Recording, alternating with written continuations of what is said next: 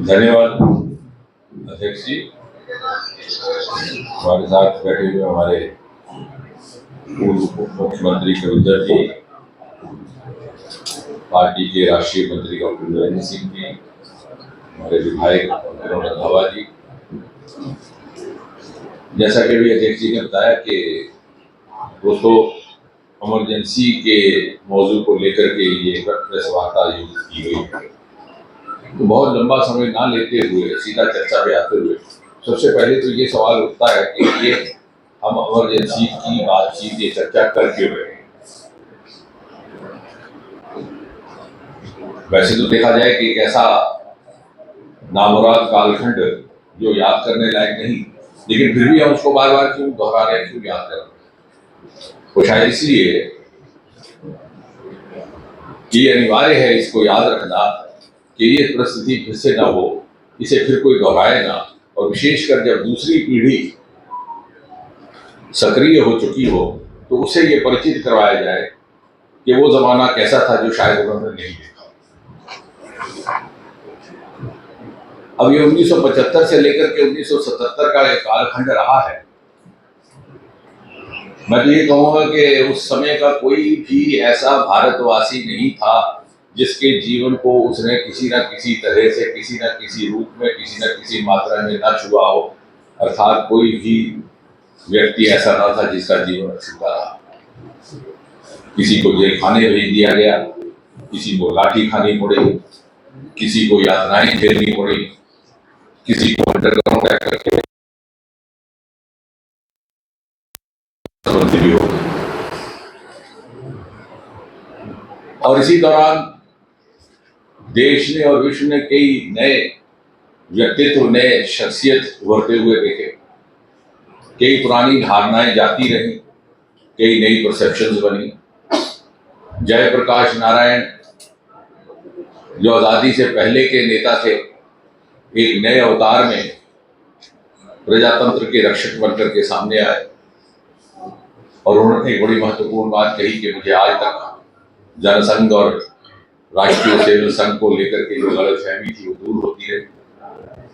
जब नानाजी देशमुख ने अपना हाथ आगे करके उन पर बरसने वाली लाठी से उनको बचाया, ये कहते हुए कि इस समय देश को इससे ज्यादा हाथ की जरूरत है। अटल बिहारी वाजपेयी एक वक्ता के रूप में, एक मास लीडर के रूप में क्षितिज पर पहली बार जिस बुलंदी से चमके ऐसे पहले ना था। अखिल भारतीय विद्यार्थी परिषद के अरुण जेटली जी रातों रात नेशनल यूथ आइकॉन बन गए। चंद्रशेखर जिन्हें पहले यंग टर्क कहा जाता था कांग्रेस पार्टी में, उनका कद रातों रात इतना ऊंचा गया कि वो बाद में जनता पार्टी के अध्यक्ष बने। किसी ना किसी तरह से हरेक के जीवन में परिवर्तन आया। हम सब लोग भी तब, मैं तो नया नया कॉलेज में गया था और जिस हॉस्टल में मैं रहता था उसके सामने वो संघ की एक शाखा लगती थी जिसे युवा शाखा कहा करते थे, और मैं तो नहीं जाता था शाखा में क्योंकि सुबह सुबह 8 बजे हमारी क्लास लग जाती थी। लेकिन जो हमारे आगे पीछे से हमारे सीनियर्स थे वो मेरे ही कमरे में अपने कपड़े बदलते और जाते। और एक दिन जब उनका आना अचानक बंद हो गया तो हमने समझा कि कोई कॉलेज का टूर वूर आया होगा। लेकिन 2-1 दिन के बाद एक सीनियर अधिकारी आए संघ कार्यालय से ये कहने के साथ उनका पूछिएगा किसी को, क्योंकि आपकी गैर मौजूदगी में शाखा पर छापा पड़ा और सबके सब जेल खाने चले गए। और आज जो लोग कहते हैं कि पत्रकारों पर किसी तरह से दबाव है, वो शायद इसलिए कहते हैं कि उन्होंने कोई जमाना नहीं दिया। इस तरह का आयोजन होता तो एकदम यहाँ छापा पड़ता और आपको उठा करके ले जाते। उम्मीदवार संजीवा रेड्डी के खिलाफ अपना कैंडिडेट गिरी खड़ी की और फिर उनकी खुशकिस्मती के 1971 का जंग हुआ जिससे उनका रुतबा बढ़ गया और उसका दुरुपयोग करते हुए उन्होंने एक अथॉरिटेरियन रूल का एक नया अध्याय शुरू किया जब आगमन होता है संजय गांधी का। और इस कदर इनसिक्योरिटी थी इंदिरा जी के भीतर कि किसी पर विश्वास नहीं था। चापलूसों ने घेर लिया। डीके बरुआ जैसे अध्यक्ष बने, Indira is India, India is Indira. और सारी कमान संजय गांधी को दे दी गई। इंदिरा जी के प्रिंसिपल सेक्रेटरी थे उस समय पीएन हफसर, कश्मीरी पंडित समाज से ही उनका ताल्लुक था। उन्होंने लिखा था कि she is blind as far as this boy is concerned, और बाद में इसी बात को लेकर के उन्होंने इंदिरा जी से किनारा कशी भी कर दिया। और फिर 1-2 साल के भीतर ही ऐसा घटनाक्रम शुरू हुआ। 1974 में स्टूडेंट मूवमेंट हुआ, गुजरात और बिहार से शुरू हुआ। उसी साल जॉर्ज फर्नांडिस की रेलवे एजिटेशन शुरू हुई। 1975 के आरंभ में गुजरात का इलेक्शन कांग्रेस पार्टी हार गई, and the turning point was the Allahabad high court judgement, जो 12 जून 1975 को। और उसके बाद जेपी ने जब अपना जो मूवमेंट 1974 का था उसको जरा और तीव्र गति दी और इनके त्याग पत्र की मांग की गई। सिंहासन खाली करो, जनता आती है, ये नारा दिया रामधारी सिंह दिनकर का। और 25 जून को इत्तेफाक से युवा छात्रों ने एक पालक के रूप में हमें भी पहली बार वाजपेयी जी का भाषण सुनने को मिला, जब उन्होंने बड़ी शायराना अंदाज में कहा था कि जागने का समय है, घरों में गृहणियां जागे, सीमाओं पे सेनानी जागे, हर नागरिक इस देश का जाग उठे समय आया। और उसी रात इमरजेंसी की घोषणा की गई। राष्ट्रपति फखरुद्दीन अली अहमद को 3 से जगा करके, और फिर कोई कचहरी ना जाए तो उसके लिए 38th अमेंडमेंट लाया गया। उसके बाद सीरीज ऑफ अमेंडमेंट, जिसमें सबसे ज्यादा नोटोरियस अमेंडमेंट रहा 42-43, जिसके अंतर्गत सेकुलर और सोशलिस्ट शब्द जोड़ दिए गए। कल ही दत्तात्रेय जी ने एक गोष्ठी में मांग की है कि इनको हटा दिया जाए, और उसी के अंतर्गत विधानसभाओं का और लोकसभा का अवधि काल 5 साल से बढ़ा करके 6 साल कर दिया गया, क्योंकि इंदिरा जी के पास ऐसी सपोर्ट थी, ऐसे इधर राज्यों में कांग्रेस की सरकार थी कि अभी वातावरण अनुकूल नहीं है। अब जम्मू कश्मीर में कैसा उसका दुरुपयोग हुआ, इसकी भी चर्चा कम की जाती है। यहाँ पर नेशनल कॉन्फ्रेंस की सरकार थी, जो ही अवधि काल 6 साल किया गया, तुरंत शेख अब्दुल्ला सरकार ने जम्मू कश्मीर विधानसभा का कार्यकाल भी 6 साल कर दिया। लेकिन 3 ही बरस के बाद जब मोरारजी भाई प्रधानमंत्री बनते हैं तो इस प्रावधान को रिवर्स किया गया, देश की सारी विधानसभाओं का कार्यकाल पुनः 5 साल कर दिया गया। लेकिन उस समय 370 का दुरुपयोग करते हुए उस कानून को नहीं अपनाया गया, और 5-6 अगस्त 2019 तक, जब तक अनुच्छेद 370 चला, जम्मू कश्मीर विधानसभा का कार्यकाल 6 साल चला। यानी यहाँ की तत्कालीन सरकार ने इमरजेंसी के प्रावधान का भी दुरुपयोग किया, और 370 को उसके जोड़ करके डबल मिसयूज कैसे की जाती है इसकी एक मिसाल पेश। और इसलिए बहुत समय ना लेते हुए, अब इमरजेंसी तो चली गई है, लेकिन ये इस तरह की गोष्ठियां करने का एक बहुत बड़ा मकसद ये है कि वो मेंटेलिटी, वो माइंडसेट, वो भी जिंदा है। जैसे आखिरी सीन में राज कपूर ने हमारा में कहा कि मुझे तो सजा दे रहे हैं आप, लेकिन जिस गटर से मैं निकल के आया हूँ गटर अभी भी है, और उसके किनारे अभी भी बच्चे पढ़ रहे हैं।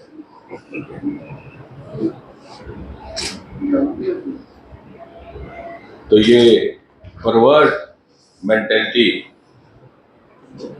का माइंडसेट इज स्टिल हॉन्टिंग अस, बगैर वो दोहराए हुए जो आप पिछले कुछ एक दिन से बार बार सुनते रहे, कि उसके पीछे की मानसिकता क्या थी जिसने इमरजेंसी जैसा परिस्थिति को जन्म दिया। द जेनेसिस ऑफ इमरजेंसी, और जिन लोगों द्वारा इमरजेंसी लगाई गई है, जिस संगठन के द्वारा इमरजेंसी लगाई गई, उसके पीछे की सोच क्या है। और अगर एक वाक्य में कहा जाए, emergency was a cumulative outcome of the legacy of Congress Party right from the date of its birth, which was 28 December 1885. जब A.O. ह्यूम ने इस दल की स्थापना की, वो स्वयं एक रिटायर्ड सिविल सर्वेंट थे, और उनकी मंशा थी to create an exclusive club of the retired British officers and the new elite of Indians emerging after the college English education. यानी कहीं भी कांग्रेस पार्टी के संस्कारों में जन्म से ही ना ही मातृभूमि के प्रति समर्पण की भावना थी, ना ही मातृभूमि के लिए त्याग और ना ही कोई प्रतिबद्धता। और उसके डीएनए में प्रारंभ से ही परिवारवाद भी था, मोतीलाल नेहरू से लेकर के अभी तक चल रहा है। अवसरवादिता भी थी, अथॉरिटेरियनिज्म भी था, और निजी स्वार्थ और राजनीतिक स्वार्थ के लिए देश हित को पीछे रख करके स्वयं को प्राथमिकता देने की प्रवृत्ति भी थी। अब आज का युग तर्क का युग है, ये भी ना लगना चाहिए कि सारे भाजपा वाले कह रहे हैं, ये भी कह रहे हैं। I have learn not to speak without evidence. और मैं ये दावे के साथ कह सकता हूँ कि चाहे कितनी भी बार कांग्रेस पार्टी संविधान की किताब लेकर के ढिढोरा पीटे और चाहे कितनी भी बुलंद आवाज में अपने आप को स्वतंत्रता के सेनानी कहें, कांग्रेस ने कभी भी आजादी की मांग नहीं की। और ये बहुत सारे लोगों के लिए नई बात होगी, but I am saying this with all the confidence and my command. 1930 तक कोई एक दस्तावेज नहीं, कोई एक रेजोल्यूशन नहीं जहां कांग्रेस ने ये मांग की हो कि भारत को स्वतंत्र किया जाए या इंडिया डिमांड्स कंप्लीट इंडिपेंडेंस। यहां तक कि 1930 में भी अगर कांग्रेस पार्टी कोई मांग रख रही थी तो रख रही थी home state, home rule, home dominion, अर्थात हमारे अधिकारी हों और हमारे अधिकारियों के बीच home dominion ruled by governor general and a governor general appointed by British parliament. और 1930 का वो वर्ष था, शायद नए लोगों के ध्यान में ना हो, जबकि भगत सिंह पर ट्रायल चल रहा था लाहौर में और रोज अखबारों में इसकी खबरें पढ़ने को मिलती। देश भर में नौजवान उत्तेजित था और भगत सिंह का यही इल्जाम था कि उसने पूर्ण स्वतंत्रता की मांग की।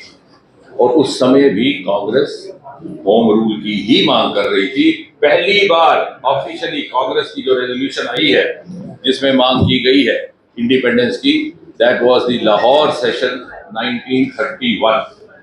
वो भी जैसे मैंने कहा कि अवसरवादिता की राजनीति, इसलिए कि सारा 1900 उसी अधिवेशन जो अधिवेशन मार्च 23 से लेकर के मार्च 26 तक 1931 में हुआ, उसके ठीक 3 दिन पहले मार्च 21 को भगत सिंह को रात के अंधेरे में फांसी लगा दी गई थी। सारा देश भड़क उठा था, नौजवान बाहर निकल आए थे, सड़कों में उपद्रव हो रहे थे, कॉलेजों में आगजनी हो रही थी। और कांग्रेस पार्टी को लगा केवल फर्क पड़ जाएगी अगर वो इस बात को समझ ना पाए। और पहली बार भगत सिंह की फांसी के बाद जो अधिवेशन हुआ लाहौर में, उसमें रेजोल्यूशन में लिखा गया कि वी डिमांड इंडिपेंडेंस। अर्थात केवल 17 बरस बचे थे आजादी। अगर ये भी मान लिया जाए कि कांग्रेस पार्टी ने आजादी की जंग लड़ी है तो केवल 17 बरस, और वो भी 17 बरस ऐसे कि जब धीरे धीरे ये सब आजादी करी थी। और अगर आप उससे पहले जाए, आज से 120-24 साल पहले 1901 में मदन लाल डींगरा, जिनका अक्सर जिक्र नहीं होता इतिहास में, उन्होंने लंदन में एक अंग्रेज हुक्मरान साइरस विली की हत्या की। उन पर मुकदमा चलाया गया और उनको फांसी की सजा सुनी। कांग्रेस पार्टी ने ना इस फैसले का विरोध किया, ना उनके लिए अपील की, बल्कि रेजोल्यूशन पास करके इस बात की निंदा की कि जो मदन लाल डींगरा ने काम किया है ये उचित है। और बदकिस्मती से गांधी जी ने भी कांग्रेस की इस रेजोल्यूशन का समर्थन किया था। This is all on record, अगर आप आर्काइव्स में जाए। मदन लाल डींगरा जितनी देर जेल खाने में रहे अपनी फांसी के इंतजार में, उनसे कोई मिलने नहीं गया। ये 124 साल पुरानी कांग्रेस तो दूर रही, वो तो ऑफिशियली इट वाज अगेंस्ट। एक व्यक्ति सिर्फ जो उनको जेल खाने में मिलने गया, उसका नाम था वीर सावरकर। वही वीर सावरकर जिसको कांग्रेस पार्टी कहती है कि वो स्वतंत्रता सेनानी नहीं थे, हम थे। वीर सावरकर उस समय भी स्वतंत्रता का इरादा कर रहे थे, जबकि कांग्रेस पार्टी औपचारिक प्रस्ताव पारित करके स्वतंत्रता की शब्द को इस्तेमाल करने से चूक कर जाती। और जैसे मैंने कहा कि आखिरी 17 वर्ष तो वो थे कि जो सबको लड़ने लगा के आजादी मिलने लगी। और फिर भी क्या हुआ, सन 1946 में जब अध्यक्ष बुलाना अबुल कलाम आजाद थे, और नए अध्यक्ष का चुनाव होना था। ये तय हो चुका था कि जो भी कांग्रेस का नया अध्यक्ष होगा वही आगे चलकर स्वाभाविक तौर पर प्रधानमंत्री का पद भी संभालेगा। गांधी जी ने अपील की कि सब नेहरू को वोट दें, नेहरू का समर्थन करें। 15 प्रदेश कांग्रेस कमेटी थी उसमें देश में। गांधी जी की अपील के बावजूद 12 कमेटी ने सरदार पटेल को समर्थन किया, गांधी की अपील को नजरअंदाज करके। लेकिन फिर गांधी जी ने किसी तरह से पटेल को बना लिया, बंद करवा दिया, और नेहरू प्रधानमंत्री भी बन गए, अध्यक्ष बने, प्रधानमंत्री बने। डॉक्टर राजेंद्र प्रसाद ने लिखा था कि Gandhi has once again sacrificed his trusted lieutenant in favour of glamorous life. तो कहने का तात्पर्य ये कि अवसरवादिता, ये डीएनए, ये संस्कार आरंभ से चल रहा था, ये कोई रातों रात नहीं जगा। और दूसरी बात,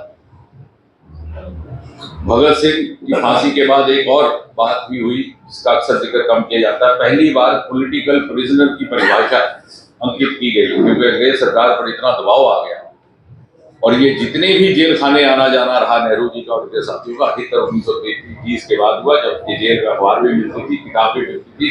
तभी तो वो अहमदनगर जेल में डिस्कवरी ऑफ इंडिया लिख पाए, अपनी बेटी को खत लिखते थे, जिसके आधार पर ग्लिम्पसेस ऑफ वर्ल्ड हिस्ट्री नाम की कंपाइलेशन बनी। अगर उससे पहले होता तो ये भी काला पानी गए होते, जैसे वीर सावरकर गए। जम्मू के हमारे एक कैप्टन थे, कॉमरेड धनवंतरी थे, लेकिन जब इनकी संघर्ष की बारी आई तो संघर्ष भी सरल हो चुका था और अंग्रेज भी जाने की तैयारी थी। और अब जबकि हम कहानी इतनी लंबी को छोटा करते हुए, to cut the long story short, the immediate genesis of emergency is intertwined or intermingled with the genesis of the psyche and the mindset of Mrs. Gandhi. अगर आप 1975 से 10 वर्ष पीछे जाए तो 1965 में ताशकंद का पैक्ट हुआ। उसके अगले ही बरस जनवरी 1966 में लाल बहादुर शास्त्री जी का स्वर्गवास हुआ। मोरारजी देसाई ने प्रधानमंत्री बनने का दावा किया, लेकिन उस समय अध्यक्ष थे कामराज। उन्होंने मैनिपुलेट करके इंदिरा जी को बिठाया, और ये सोच उनकी थी कि इंदिरा जी कमजोर प्रधानमंत्री होगी, कठपुतली बनकर उनके लिए चलेगी। ये भी कहा गया कि मोम की गुड़िया को उठाया जा रहा है, गूंगी गुड़िया। लेकिन इंदिरा जी चतुर निकली, 3 वर्ष के भीतर उन्होंने अपना अलग ग्रुप बनाया। 1959 में कांग्रेस को तकसीम कर दिया गया। उन्होंने in the form of hypocritic flaunting of this book of constitution, and most importantly by underplaying inconvenient truths and overplaying convenient half truths। और इसलिए आखिर में हमारा यही संदेश रहेगा कि अगर हमने इस प्रजातंत्र की यात्रा को इसी तरह से जारी रखना है, if the march of democracy has to move uninterrupted to the pedestal of Viksit Bharat, then it is imperative and important to check emergency and to check that mindset which, when faced with public dissent, has the tendency to throttle the channels of democracy। और इसको हम भूल नहीं सकते, हम भुलाने देंगे भी नहीं। अगली संतान, अगली नस्लों को याद कराते रहे। अंग्रेजी में एक कहावत है, don't white wash the stigma lest we forget. अगर दीवार पर कोई दाग लगा के जाता है तो जल्दी में उसे मिटाने की कोशिश करिए, ताकि वो दाग आपको याद करवाता रहे, आपको सतर्क करता रहे कि ये बदनुमा काम करने वाला कौन था, हम उससे आगाह रहें। धन्यवाद। कोई